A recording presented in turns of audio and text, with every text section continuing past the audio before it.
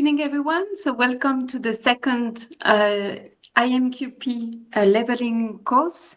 And today we have the pleasure to have Dr. Alison Pereira, who's an associate professor in Paris-Saclay University. She's a geologist specialized in paleoclimatology and volcanology and geochemistry. And she's going to present about understanding stratigraphy, principles, and archaeological applications. So thank you very much, Alison. Hello, everyone. Thank you for hosting me this evening. So you can see my screen, my full screen now? Yes? Yes. Okay. So we can begin. So yes, my name is Alison Pereira, and I am a geologist and geochronologist, also specialized in quaternary sciences. So if you have any question, please don't hesitate to interrupt me or telling me when I'm not fully understandable, or if you don't understand what I say, please interrupt me. So to begin with, we will discuss what is a geological context in archaeology.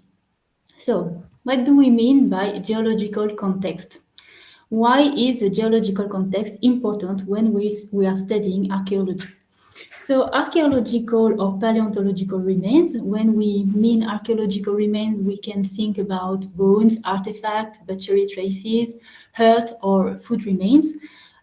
These artifacts or these remains are usually found during excavation campaigns, but within unconsolidated or indurated sedimentary layers. So on this picture, I don't know if you can see, no, maybe you cannot see my mouse. Maybe. No. Now, yes. Yes. Yes. Okay. So on this picture, you can see a lower Paleolithic archaeosurface on which archaeologists are working. And you can see that there is a lot of sediments that are very unconsolidated. And on this layer, you can see some paleontological remains. And here, for example, an elephant tusk. And this geological environment is very important for us because it allows to understand what were the conditions of living of these species at the time of living. So the sedimentary sequences contain these vestige and they are named stratigraphies, and they constitute the geological context of the sites. Within these archaeological layers or paleontological layers that are excavated by the archaeologists, we find thus sediments. The definition, the geological definition of sediments constitutes the unconsolidated deposits that are left by what we will call transport agents. The main transport agents in geology are water and wind, but there are also a lot of other transport agents. These transport agents will affect the sediments, the original rocks, as we will see after. And this agent could have for origin a fluvial environment, a glacial environment, a lacustrine environment, or also some marine environment. These transport agents will transport some particles that will constitute the final sediments that will be embedded within our archaeological sites. These particles are washed by erosional processes. In geology, the term erosion is very important because it embeds the alteration processes that are in situ, directly affecting the rock, and then all the transport that will be used on the particles, on the sediments. On this picture, you can see on the left the aeolian transport, for example. Here you have the African coast with the Sahara desert, that is shown here, and some particles will be transported by the wind. These particles are aeolian particles, and in that case, they are going through the Amazonian basin in America. On the second picture, you can see a river that is one of the most important transport agents for the sediments that will constitute in the future our archaeological site. We can have also transport of sediments by some glaciers, as you can see on the picture on the right, because when the ice is slipping on the surface, it will dislodge some particles and then transport them within some what we will call basin depressions in which the sediment can be infilled. We can have also some gravity-driven transport, as evidenced by this picture. On this picture, you can see what we call an alluvial fan. So the particles, the sediment, are transported on very short distances, but sometimes we have archaeological levels that can be found around this kind of environments. And other particles that can be found in our archaeological site are the volcanic particles emitted during an explosive eruption by a volcano. The ashes will be deposited in the environment that will constitute the sites that we will investigate after. The geological context of a site will thus directly reflect the climatic and environmental interaction that will occur on the Earth's surface on one study region. On the figure on the left of the slide, you can see a very schematic summary of the interaction occurring at the Earth's surfaces. You have here the major relief, for example, some mountains, and here you have the sea. And in geology, we always say that the sediments are coming from the relief part that can be easily altered, eroded, and then the particles are transported along this way. And the finest particle will arrive to the sea, while the biggest particles, such as pebbles, gravels, will be transported on relatively short distances or will be transported thanks to very important hydrodynamic processes. And in geology, we try to study all these parameters. Where we are regarding the mountains, the main relief originating for the particles, and the size of the particles. On these pictures, you can see various environments that can be related to our archaeological site during the Quaternary, and more especially for me, you will see during the Pleistocene. So we can have a large variability of environment. But in any case, the sediments that will be found in such environments are related to what we call the rock formation cycle, which in geology represents the basis, if you want, of the geological studies. And now we can move on this rock formation cycle that we can also call the sedimentary cycle. So in geology, when you are a sedimentologist, this is the first thing that you will learn. So here you have a schematic view of this sedimentary cycle. And at the beginning of each rock, we have a magma. A magma at the center of the figure that is a very high temperature liquid containing some gases or lithic materials also. But the magma is usually at a temperature of more than 1000 degrees Celsius, so very, very high temperature. And this magma will, at one time of this evolution, be transformed and will crystallize, or we will have a phenomenon of solidification of this magma.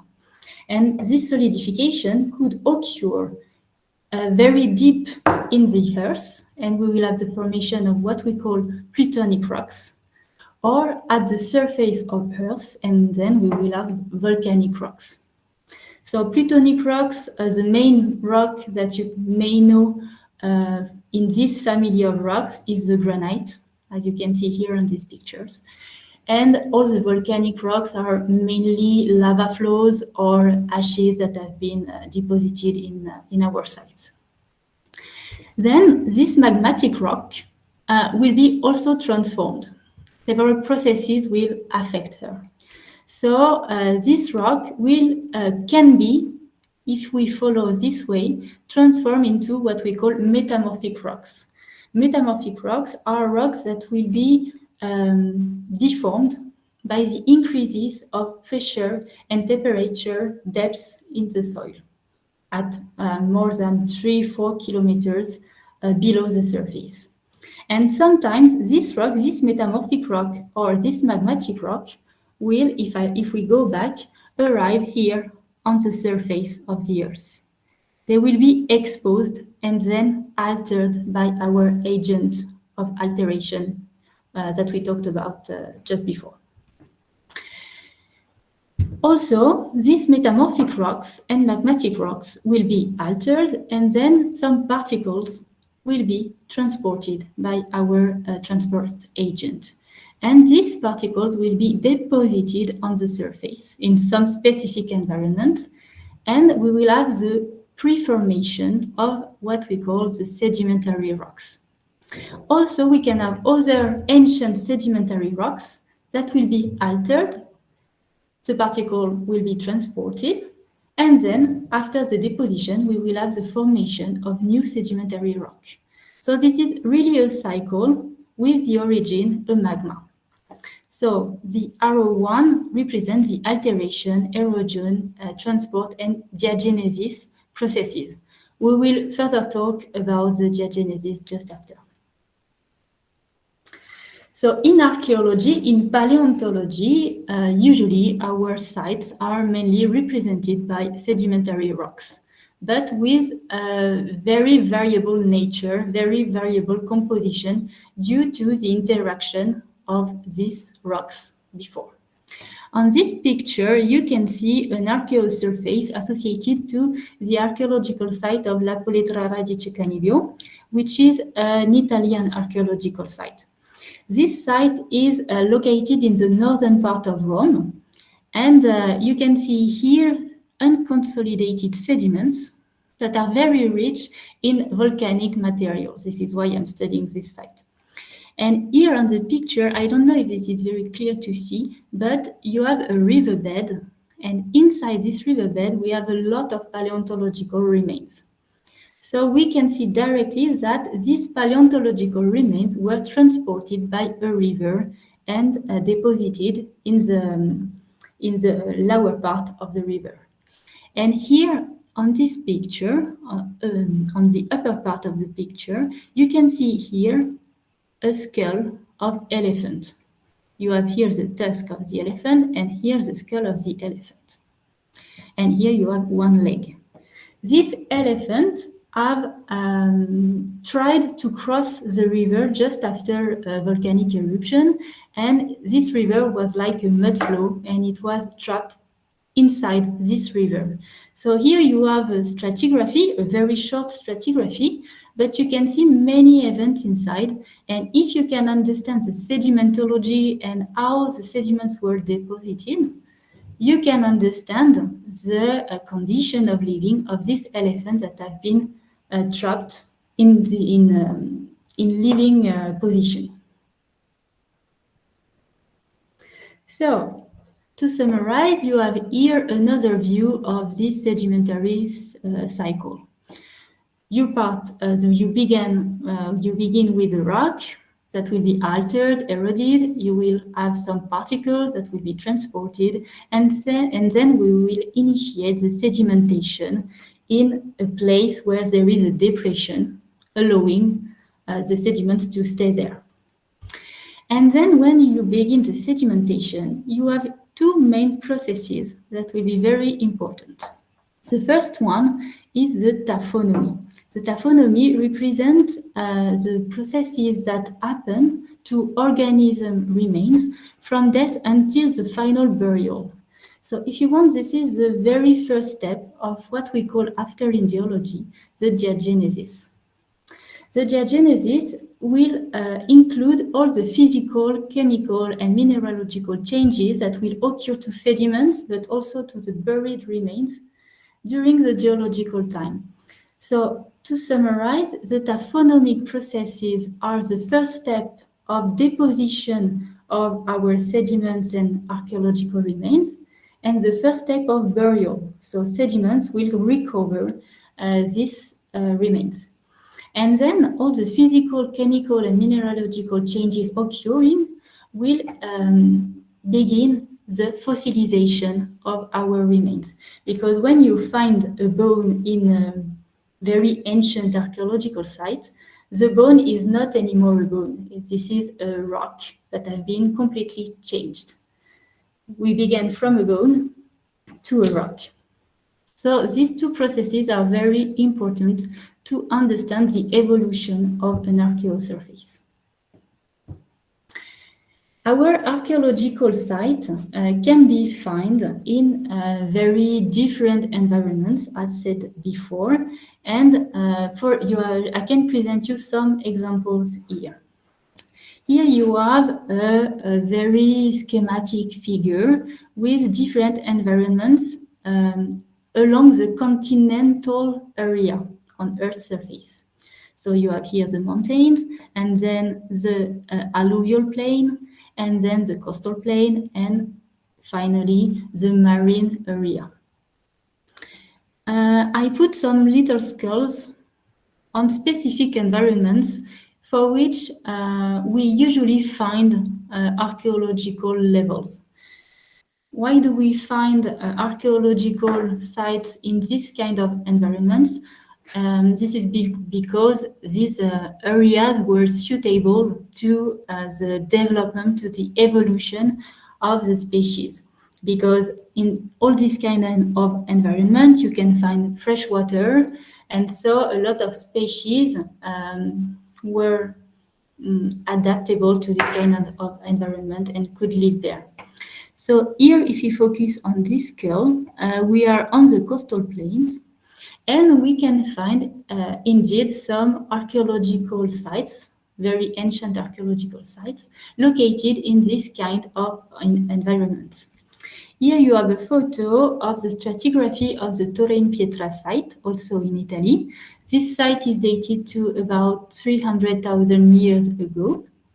And on this site, we have only levels of paleo beach. So the stratigraphy consists of very thin sounds, very fine sounds, suitable, that corresponds to a paleo beach. And inside this site, we have found several archaeological levels. If we move to this skull here, we have also a lot of archaeological sites that are found along the shore, along lake shores.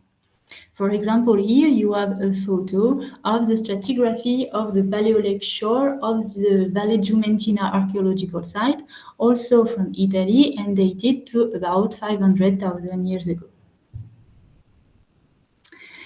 If we move to the fluvial environment, we can find this kind of stratigraphies. Here we are on the archaeological site of Archaeological, and we are along Paleo River. So on the first photo, this is not very clear, but you can see an archaeosurface that is mainly constituted by large rounded pebbles, so associated to a river related to an important hydrodynamism. And here you can see an elephant skulls also, because in the Mediterranean basin, there were a lot of elephants during the Pleistocene. This is why we find a lot of elephant remains. And just above this archaeosurface, we have this kind of deposits. I don't know if this is very clear, but you can see some cross-bedded figures. These cross-bedded figures, these lines, these oblique lines, demonstrate the direction of the river current. So this is very interesting because we can interpret this environment and try to understand why the human populations that were living on this archaeological site, on this area at about 650,000 years ago, why did they choose to be there?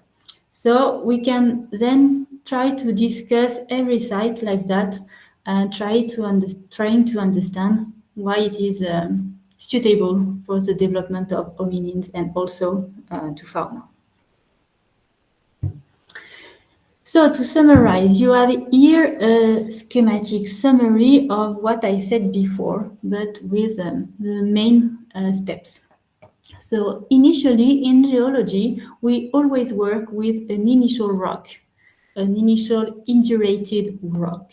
That could be magmatic, metamorphic, or sedimentary. This rock will then be affected by physical and chemical processes. We will have alteration and erosion processes. These physical and chemical processes will depend on the climate of the past, on the topography also, because if you have a very important slope in the stratigraphy, the erosion will be easier than if you have a very flat environment. And it will also depend on the source. Then, after the erosion of your initial rock, you will obtain some what we will call clastic grains, so fragments of rocks that will be also transported and then deposited. These clastic grains will be transported by aeolian, fluvial, marine, or glacial transport. Usually, the life period of human and fauna that will be found 1,000 years after in the archaeological layer will be coeval to this transport and deposition. And then, after the death of the human and fauna and the beginning of the diagenesis, we will have processes, what we call in geology compaction, pressure, dissolution, precipitation. A lot of processes that will lead to the creation of sedimentary rocks, including our fossils. And these diagenesis processes depend on the depths, of course, but also linked to the depth, to the pressure and temperature mainly of that will affect our deposit. So this is for one archaeological level, one archaeological archaeosurface. But usually on one archaeological site, we can find several archaeological or paleontological levels. And this is very important for us because if we have several archaeological levels in one stratigraphy, we can try to interpret the evolution of this species in this area, in this specific area.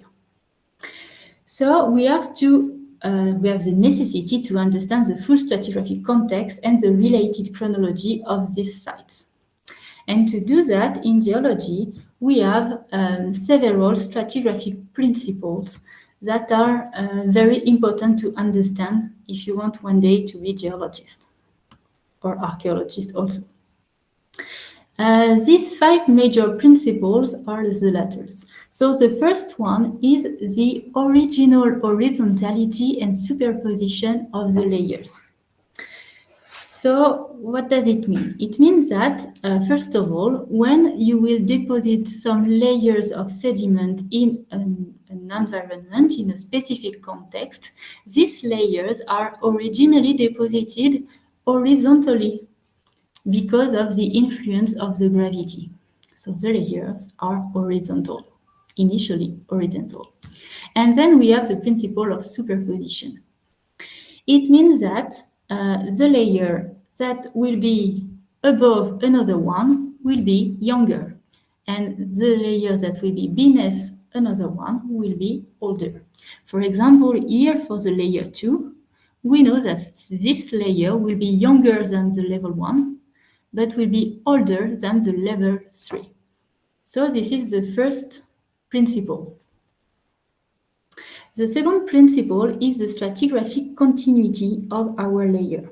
A sedimentary layer with the same facies is of the same age over its entire lateral extent. A sedimentary facies is very important in geology, in sedimentology. It is characterized by a sedimentological description of your layer. We will say, okay, in this layer, we have some blue clays with some shells inside, with specific shells inside, and we can find the same facies laterally. And we can assume, we can emit the hypothesis that these 2 layers are equivalent. On these pictures, you can see some archaeological levels that are evidenced by my small skulls, like previously. And here you have some layers that can be lithologically considered as similar. If we go back, you can see this layer on the picture, and we can easily find it here on the other part of the mountain. This is the pink line. We can do the same with the red line above the mountain. In the very red part, where we have a lot of iron oxides that gives this color to this deposit. So we can, by the lithofacies, emit the hypothesis that this skull here will have the same age as this skull here. And if we go back to this little figure here, we can say that level 4 is equivalent to this level 4 here. But we have to be very cautious with this kind of assumption, because erosion may disrupt the continuity of rock strata over both short and long distances. If you analyze the geological context of an archaeological site in the future, it is very important to try to describe your archaeological levels, but also the underlying and overlying strata, to be sure that you have a continuous stratigraphy that can be linked to another one stratigraphy a few kilometers or few meters distant from this layer. So we have to be very cautious with that. The third principle is the cross-cutting relationship that could occur in one sequence. The principle says that any geological feature that cuts across another must be younger than the feature it cuts. On this picture, on this figure, on this drawing, you can see several sedimentological layers. Here you have sand, here you have clays, here you have limestone with shells, and then limestones. And here you have what we call a fault. I will discuss the fault just after. And finally, we have our human occupation here in one cave. The game here would be to try to determine which layer is the most ancient and which layer is the most recent, and when occurred the fault. So here you have the answer. So the sands were the oldest ones, then the clays, then the limestones with shell, and then the limestones. If we have a layer with sands, it can be related to several environments, but we can imagine, like for the other side, it could be related to a paleo beach, like for Torre in Pietra. And then we have a clay deposit. We can imagine that, for example, we have marine clays that are associated to a very deep marine environment. Or we can say, okay, maybe we have clays associated to a palustrine environment. I don't know, but we have to investigate this layer to try to better define the environment. And then we have limestones, very thick limestones with shells. Inside, we can say, okay, these shells may be ammonites. So if we have ammonites inside and big layers of limestones, we can test that, okay, we can say that maybe in the past there was a sea at this time, at this place. Usually when we have ammonites in a very thick limestone, we say, okay, this layer is more ancient than 65 million years ago. So it could be very, very ancient. And then we have our human occupation here. And the fault affects all the sedimentological layers that have been deposited. Here we have a cave for our prehistoric hominin, and this cave is what we call a karstic environment.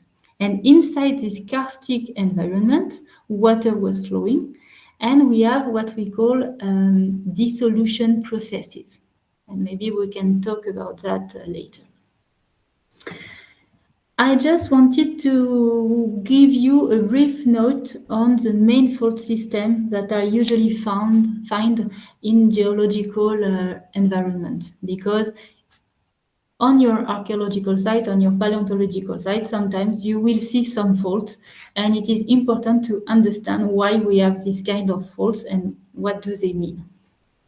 So the first system of fault that we can find in geology is what we call the normal fault system. You have here two blocks and here a fault, and one block is going down regarding the other one. And you have here extension tectonic processes. The two arrows are going in opposite direction. This is exactly what we have here in our cave. We have one big block that is going down regarding this one.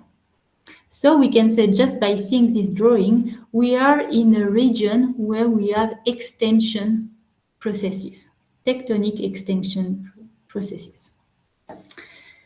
Usually we have that in a graben system. If you have any question, I can answer after. Here you have the second type of fault. You have the inverse fault that are associated to tectonic compression. So this is the inverse. We have one block that is going on the other one. We have compression. The two arrows are going through the middle of the two blocks. We find that usually in mountain environments, when two tectonic plates are going in the same direction, and then one block must go on the other one, because it cannot do anything else. And finally, we can find also transform fault. Usually we find this big transform fault on mid-ocean ridge in the deep ocean, but we can also find this kind of fault in mountains, for example, and we will have a move of the two blocks laterally, and here we can have the formation of some lake or some sedimentological depression that could be very suitable to the recording of the past sedimentation. So yes, we can find some lakes, and that's very interesting when we study paleo-environmental evolution of one region. The fourth major principle is the principle of inclusion. So the principle of inclusion says that any rock fragment or clast contained within a rock unit must be older than the unit itself. In geology, the first example that we present to all students to illustrate this principle of inclusion is represented by the picture here. You can see this very green rock here that is embedded within the gray-black rock here. The gray rock here is a lava flow that we will call a basalt, or it can be another kind of lava flow, we don't care. But in any case, this is a magma consolidated, the crystallization of a magma, of a lava flow on surface. And when this magma will arrive to the surface, it will also bring within the magma some pieces of rocks that are this one. And this rock here, this green rock, is called peridotite. And this is associated to the Earth's mantle main rock composition. So here we have a piece of the Earth's mantle that has been transported by the magma in a magmatic chamber. So this piece of mantle is much more ancient regarding the lava flow. Here we have something that is dated around more than 3 billion years, and here we have a lava flow that is recent, that could be dated to yesterday. If we move back to the archaeological context, we can find this kind of stratigraphies. Even if this is not completely indurated, we can apply the same principle.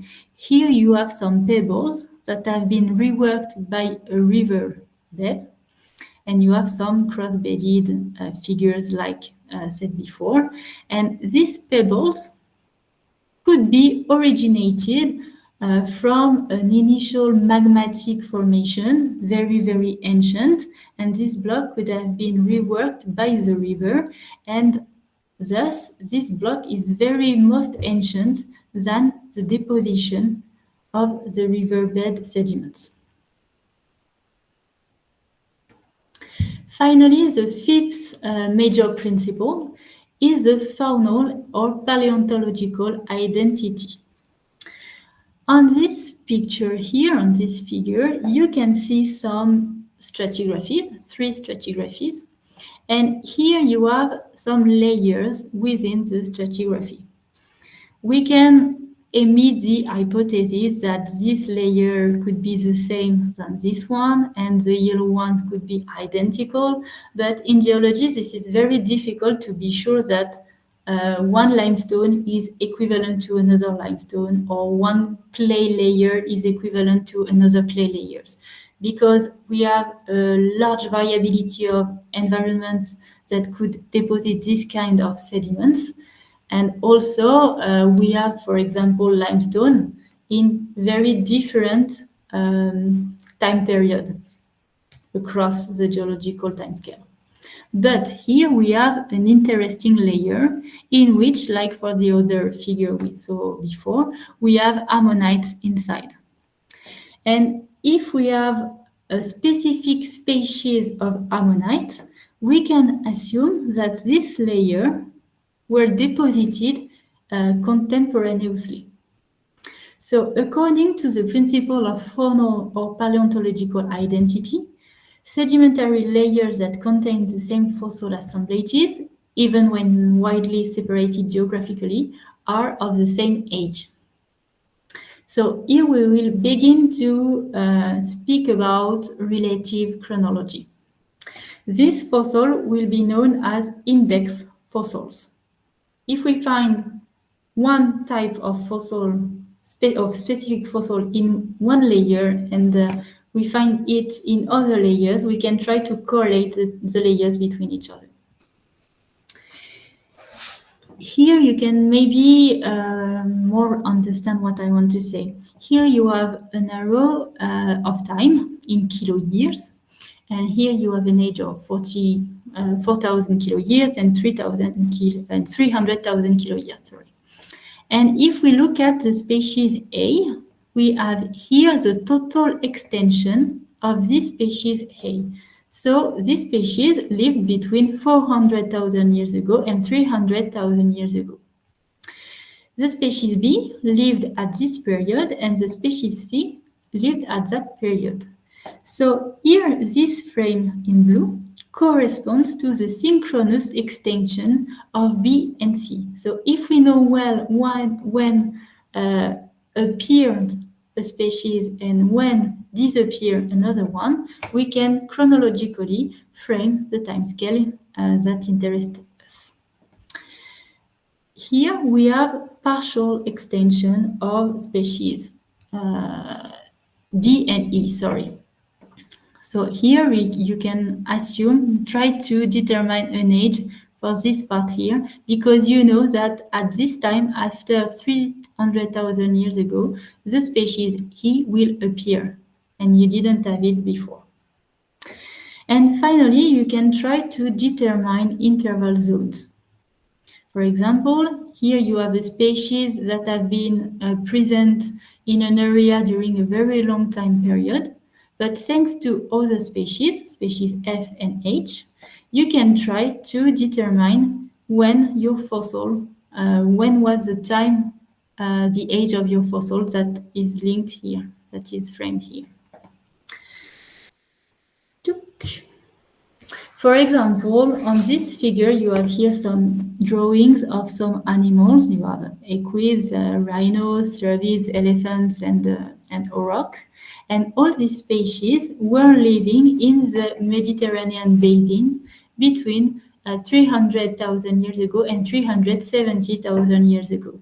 So if you analyze the entire paleontological assemblage of your archaeological site or to a specific sequence, you can define a biozone that will help you to give an age to your stratigraphy.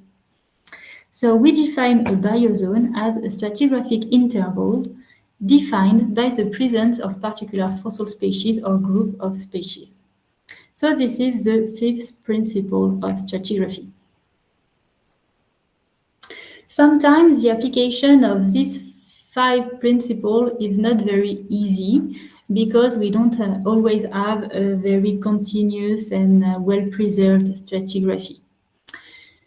Usually, often, we have what we call erosional unconformities on our stratigraphies. For example, here you have the time of living of this species. Here we have the fossilization of this species. Here, new species are living at that time period. We have the fossilization of this species, and then we have an orca that lived about 200,000 years ago. And we can see that at this place, we cannot find any remain of orca. This is because maybe there was erosional processes that prohibited the good conservation of these remains. So the taphonomic and genetic processes were not suitable to the preservation of this time period. So the conditions were not suitable for the preservation, and in geology, we need good condition to preserve the fossils, and by good condition, I also mean some geological depression in which the sediment can be accumulated. Because if we are on a relief zone or a zone that can be easily eroded, this is very complicated to preserve our fossils. So here, yes, we have an erosional unconformity, and we will talk about a sedimentary hiatus, so an absence of a specific period. The application of these fundamentals is crucial, but we have preservation issues, and sometimes we have also tectonic processes that will prevent the preservation of our remains. For example, here you have the horizontal layers that have been deposited. We apply tectonic compression, so we have 2 arrows going in the center of our relief. And then we will have erosional processes here. And we will have what we call an angular unconformity. And then, several thousand years after, maybe, we will have the deposition of new sediments above this angular unconformity. This is what you can see here on this picture. To allow the sedimentation of our sediment, here we needed some water to accumulate the sediments. If the sediments are exposed to the erosional agent, you will not have any sedimental accumulations. So all these principles allow to emit the hypothesis regarding the chronology of the investigated sequences. And in that case, we will talk about relative chronology. And thanks to this principle, we can also try to propose some correlation and potential synchronization between the archaeological sites.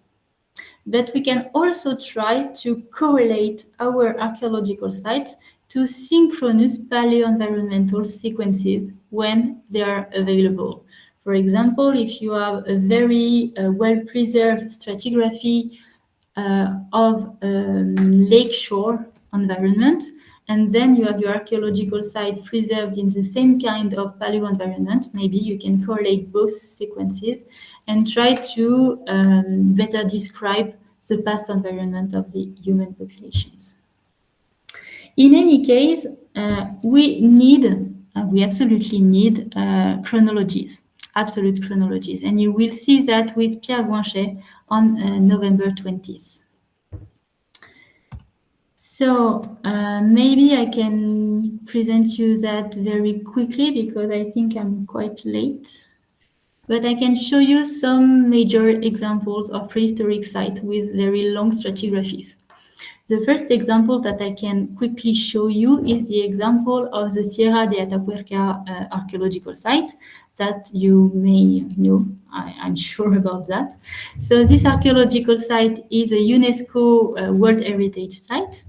And it is very interesting because you have Lower Pleistocene to Holocene human occupation. So there are dozens of archaeological layers on this site. And this site is also very interesting because there are some archaeological levels associated to the first human arrival in Europe, associated to Homo antecessor. And then there is the evolution of Homo heidelbergensis toward Homo neanderthalensis and the arrival of Homo sapiens. On this picture, you can see some of the most ancient human remains of Europe associated to the Cima dell'Elefante stratigraphy. On this picture, you can see the different stratigraphies, archaeological areas that have been documented at La Sierra de Atapuerca. Here you can see the most ancient one, La Cima dell'Elefante, and then other archaeological stratigraphies. Here you have a map showing the place, the location of the various stratigraphies along a karstic environment. So a karstic environment is a cave network, if you want, in which, in that case, some continental sediments have been accumulated. At La Sierra de Atapuerca, you have a bedrock, so the limestone constituting the karst, that is a Cretaceous limestone, so a limestone dated to more than 65 million years ago. And you have inside this karstic environment some continental sediments, like here at Grandolina and like here at La Cima dell'Elefante. And these continental sediments contain all the various archaeological levels. So you have at La Sierra de Atapuerca this kind of stratigraphies in various parts of the cave networks. And after, when you study one stratigraphy, you can draw this kind of stratigraphic log showing the sedimentological evolution towards the top of the stratigraphy. And in each layer, you can see the archaeological layer that is evidenced. Another example is in Italy with the archaeological site of Notarchirico. And you can see here the synthetic stratigraphy of the archaeological site. On this site, you have more than 10 archaeological levels, here evidenced by the levels with letters. And on this site, we have typical fluvial sediment deposits. The hominins lived close to this river, and so we have a lot of archaeological artifacts and remains inside this deposit. There is also a human remain here on the top of the stratigraphy. So we have here a stratigraphic continuity along the site. So you can see the stratigraphy, and you can see that the archaeological site has been dated, and it is dated between the MIS 17 and MIS 15. So between about 700,000 years ago and about 600,000 years ago, thanks to absolute dating techniques. But this is very interesting because in this site we have a glacial phase, very well recorded, and an interglacial phase. A glacial phase is a very cold and arid phase, okay, and the interglacial one is a phase like our phase, the actual phase. Here you can see, I don't know if you can see my mouse or not, but you have a curve which is named marine isotopic stratigraphy. And if you see the peaks on the right, you are when there was when If you want, these curves show you the evolution of the volume over the time. So we are all along the Pleistocene. You have the lower Pleistocene, middle Pleistocene. And when it was an MIS with a pair number, so like MIS 16, it was a glacial period, a cold period. And when it was an MIS with a impair number, it was an interglacial period like the actual one. And so at Archaeological, we have glacial phases and interglacial phases. And this is very interesting because we didn't know if human population were able to live in glacial condition at such ancient period in Western Europe.